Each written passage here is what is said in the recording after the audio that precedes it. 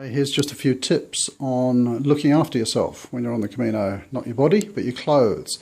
I know a lot of people on the Camino de Santiago forum stress about how many clothes to bring and what times of soaps and shampoos and clothes washing liquids and all the rest of it. Let me tell you that it all becomes very simple and you really don't need to bring very much at all. The first thing I do when I get to my accommodation, absolutely the first thing, when I get to the accommodation, I've already had some paella and vino tinto by now, of course. But when I get to the accommodation, I get my washing done. Why do I do it then? Because I need the maximum drying time to get the stuff ready for the morning. And I'm lucky in that I generally have a private bathroom, and so I just wash the stuff in the sink. What kind of soap do I use? Whatever's available. Hand soap, shampoo, whatever. It's all soap. I carry a tiny bar of soap with me, but so far most places have had something. So I give them a quick wash and a rinse, and in this case I'm hanging them out on the balcony, which will be really cool. So because it's a good drying opportunity, I've washed my evening clothes as well as my walking clothes, and they will be dry within a couple of hours. I've actually got a little blow-up hanger that I use for my walking shirt, and that just helps it dry. In terms of the amount of clothes, if I was going to do this again, I would have one set for walking and one set for evening wear, and that's it. The walking set I would wash each evening, socks, underwear, shirt. The walking pants can be done every 2 or 3 days. And then the evening set of clothes I would probably wash every 2 or 3 days. You're only wearing it a couple of hours in the evening. And do that on the days when you've got good drying weather. So that's it. Don't bring much. And don't stress over washing.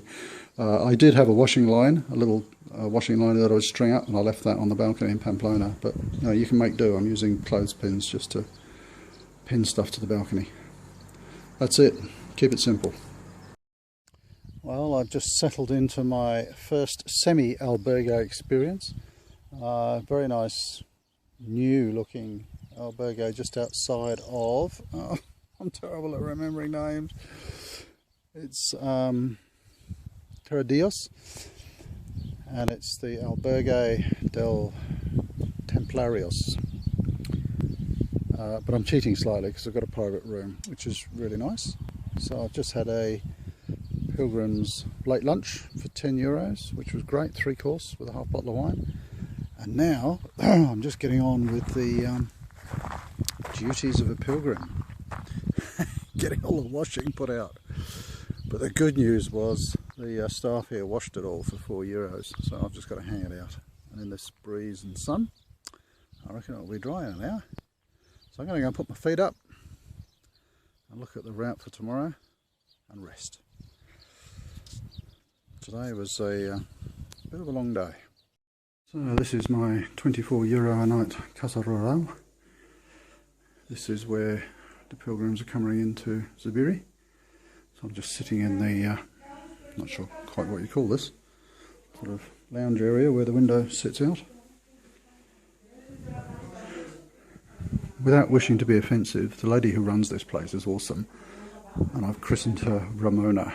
If you've ever seen the movie The Way with Ramon, the crazy guy who owns the albergue, Ramona is a bit like that, but in a very nice way. She talks at 100 miles an hour.